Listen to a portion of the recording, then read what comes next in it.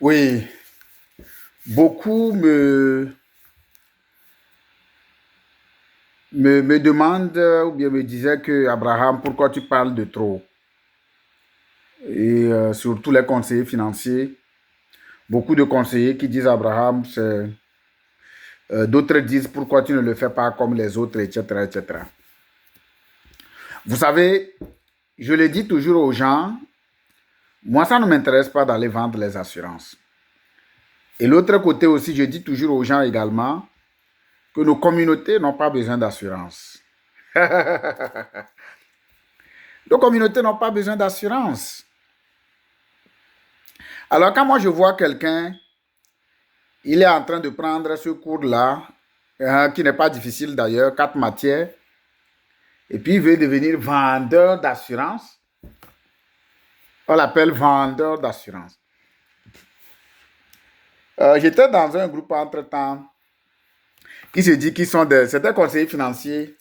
Ils disent qu'ils sont des éducateurs financiers. Quand je viens en ligne, le monsieur même a des diapos. Il s'est formé, hein. Il a des diapos tellement, il fait des choses. Je dis, bon, ce monsieur aussi va dire qu'il est éducateur financier. Ce n'est pas ça l'éducation financière que moi j'enseigne aux gens. Non, ça, ce n'est pas l'éducation financière. C'est que tu es en train de faire en sorte que les gens puissent acheter un produit avec toi. Point. Pourquoi moi je dois aller vendre de l'assurance? Pourquoi moi, Abraham, je suis dans ce métier? Parce que nous, on veut révoluer. Nous, on a une vision. Ça dit, moi, je dis,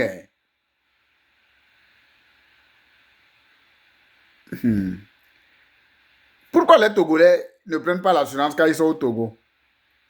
Pourquoi les Burkinabés ne prennent pas l'assurance quand ils sont au Burkina? Pourquoi les Maliens ne prennent pas l'assurance? Pourquoi les Africains ne prennent pas l'assurance quand ils sont dans leur pays? Les compagnies d'assurance ne font pas d'argent chez nous. Elles souffrent. Les compagnies d'assurance souffrent. Pourquoi elles souffrent? Parce qu'il y a 70% de la population, la couche la plus vulnérable, qui va demeurer vulnérable. Ça dit, je dis bien, la couche la plus vulnérable, qui va demeurer vulnérable. Ma maman va rester toujours pauvre, pauvre, pauvre et mourir pauvre. Mais les pasteurs ne voient pas ça. Hein. Je dis bien, les pasteurs au Togo ne voient pas combien de fois ma maman va mourir pauvre. Ne voient pas combien de fois ma maman au Kara, à Kara plutôt, ce n'est pas au Kara, vous m'excusez, à Kara, va mourir pauvre. Les pasteurs ne voient pas ça. Mais ils voient seulement celui qui est à Lomé, ou bien celui qui est dans la ville, celui qui est dans la capitale de Bénin, celui qui est dans la capitale de Côte d'Ivoire, que c'est ça, c'est lui seul que Dieu a envoyé, c'est lui seul que Dieu connaît. Dieu ne connaît pas moi, ma maman, qui est dans une ferme quelque part à Kara, qui est dans une ferme quelque part à Korogo. Dieu ne le connaît pas. Dieu connaît seulement quelqu'un qui est à Yamoussoukro. Yamoussoukro, c'est la capitale de Côte d'Ivoire, je ne sais plus. Je suis en feu.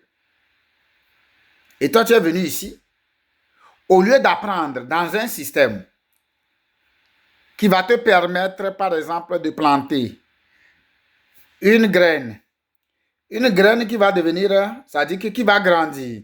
Je dis bien, une graine qui va faire quoi? Que tu vas sarcler, que tu vas donner de l'eau, qui va grandir et qui va devenir un arbre et que les oiseaux vont manger. Et puis toi, tu es là, tu me parles de vente d'assurance. Il y a un monsieur qui m'a parlé de vendeur d'assurance. J'ai dit, mon frère, tu es un imbécile. Pourquoi tu m'appelles? Moi, je suis un vendeur d'assurance. Allez appeler les gens qui sont en train de courir derrière les clients. Moi, je ne courirai jamais derrière un client. Voilà pourquoi quand je suis là, quelqu'un m'appelle Abraham, est-ce que je peux annuler mon assurance? Je lui dis, mon frère, mais ça là, je voudrais vraiment en tenir compte. Ça dit que je voudrais mettre le gouvernement à témoin. Vous savez, les autorités qui nous donnent, par exemple, le permis, il ne faut pas s'apprendre à la communauté noire. Ça, je lance vraiment cet appel c'est-à-dire aux autorités qui nous donnent la licence de pouvoir faire ce travail. Laissez les Noirs se battre entre eux. Vous, là, vous êtes des Blancs, votre mentalité est autre. Mais nous, les Noirs, là, notre comportement, là, c'est autre. Et laissez-nous nous battre. C'est ça seulement. Si vous voulez nous aider, laissez-nous nous battre. C'est-à-dire ne mettez pas votre bouche dans notre affaire. Un noir qui a pris assurance avec son frère noir, c'est demain matin qu'il va annuler. Ce n'est pas à cause de ça que vous allez vouloir, par exemple, me laisser, ça dit que me retirer le permis. Il est noir, ça dit, je dis bien, il est noir. Il a la mentalité noire. Il ne comprend rien. Il ne prend pas un engagement à long terme. Oh, Abraham, je vais annuler mon assurance. Ah bon? Tu annules ton assurance, est-ce que c'est mon problème? Tu n'annules ton assurance, c'est à toi. Parce que le risque, c'est toi. C'est toi qui sais pourquoi tu as pris l'assurance. C'est toi qui sais. Demain, on attendra. Après 5 ans, 10 ans, la mort viendra.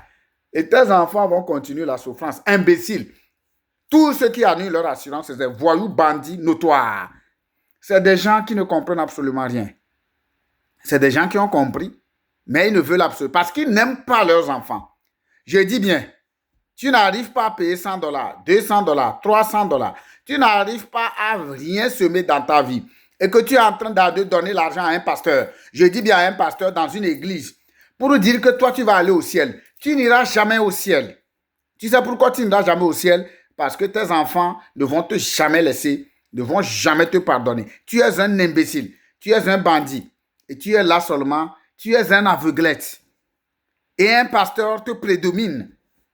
Voilà pourquoi moi j'ai décidé de ne plus jamais cotiser de l'argent dans les églises. Jamais. Ça dit que jamais. Même si c'est $1, je préfère donner l'argent à ma maman. Ils vont préparer le riz et on va manger chez moi. Mais donner encore l'argent dans une église, pour l'instant, c'est fini comme ça. Il faut qu'on aille vraiment vers les vraies choses. Alors, je suis en train de dire dans mon message comme quoi, le conseiller financier, si tu analyses ton métier, tu as un bon permis, c'est un bon permis que le gouvernement donne, c'est une bonne licence. Et que tu vois que cette licence-là, là où tu es en train de travailler, je dis bien, là où tu es en train de travailler et que tu vois que ça ne peut pas t'amener, faire en sorte que tu retournes au Togo, que tu retournes par exemple en Côte d'Ivoire, faire 4 mois, 5 mois, ça dit que les navettes comme ça là, et aller aider quelqu'un à Korogo là. Moi, je veux que tu supprimes ça. Tu n'es pas à la bonne place. Il faut que les gens prennent vraiment de conscience. Tu fais 300 000, moi je m'en fous. Tu fais 500 000, moi je m'en fous. Parce que les 500 000 ne vont pas te permettre d'aller au pays. Tu ne peux pas. Parce que quand nous, avec FINAB, on est déjà sur le terrain. La guerre là, la résurrection financière du continent africain et Haïti, c'est maintenant. Ça vient de commencer. Vous n'avez rien vu, vous n'avez rien compris. Dieu dit, là où il n'y a par exemple aucune vision, mon peuple meurt. Voilà ce qu'on nous a inculqué parce qu'on sait que l'Africain n'a pas de vision. Tu es parti prendre le permis, tu veux faire quoi avec? Oh, vendre l'assurance. Moi, je vais vendre l'assurance. Moi, Abraham, c'est de n'importe quoi, c'est la pire des choses. Mais nous donnons la solution. Les gens n'ont pas besoin d'assurance. Les Africains surtout n'ont pas besoin d'assurance. Mais ils ont besoin d'éviter les doubles jobs. Ils ont besoin d'acheter des maisons. Ils ont besoin de faire le tour, aller voir leur famille au pays. Ils ont besoin d'aller faire 2 mois, 3 mois au pays. Si tu es dans un emploi et que tu vas. Donc, nous offrons ce qu'on appelle de l'opportunité qui va te payer à court, à moyen et à long terme. Je dis bien, je répète, une opportunité qui va te payer à court. Je dis bien à court, à moyen et à long terme. Et ça, ce n'est que bientôt. L'Afrique est déjà sauvée. Les gens peuvent tout faire. Ça dit que tu peux aller voir Jupiter. Notre continent africain est déjà sauvé. Tu ne vois rien parce que tu n'as pas l'esprit ouvert pour voir ce que je dis. Tu es au Canada. Je te dis directement que l'Afrique, là, c'est déjà sauvé. On n'est plus dans le temps où... Non, tout est déjà fini. C'est déjà sauvé. On peut aller voir le ciel. L'Afrique est déjà sauvée. Parce qu'il faut voir les voix qui s'élèvent actuellement. Et toi, tu es encore dans un emploi. Au lieu de me joindre et qu'on finisse le travail très rapidement, tu es là, Abraham, les cours, c'est comment? Abraham, ah bon, et que tu crois que, oh, Abraham, toi, tu veux réussir et que tu dis Abraham, moi, je te vends une solution. Nous vendons la solution. Nous ne sommes pas dans les faire de... Ah, que Dieu me pardonne parce que quand je dis ça comme ça, les gens ont peur. Solution, comment? Solution? Quelle solution? Parce que tu ne comprends rien. Nous vendons la solution. Nous vendons la solution. Alors ici, c'est que tu es au Canada. Je dis bien, tu es là. Et que tu veux réussir. et que tu sais très bien que l'emploi ne pourra pas te faire réussir, change the game. You must, you must to change the game. Change the game. You must. Sinon, c'est toi qui vas mourir pauvre. You must to change the game. Change the game. Je dis bien, changeons le game.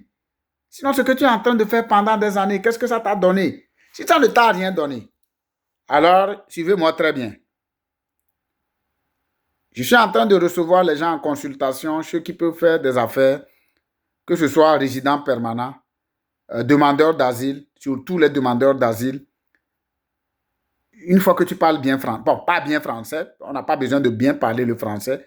Je ne veux pas, par exemple, tuer le français de l'Égole ou bien le français de Québec, mais tu parles français, hein, je dis bien, tu parles français, que tu es au Canada, et qu'il y a 2 ans, 3 ans que tu es là, que ce soit des résidents permanents ou n'importe comment, et que tu as un emploi, et que tu habites dans n'importe quelle province, quand tu vas tomber sur cette vidéo, dis-moi seulement que Abraham, ça m'intéresse et que tu m'envoies ton adresse courriel. Je t'enverrai par exemple un formulaire que tu vas remplir et toi et moi, on va se positionner. 2 ans, 3 ans suffisent pour que tu puisses réaliser tes dreams. Merci beaucoup à toi. À bientôt. Je dis bien à bientôt. À bientôt.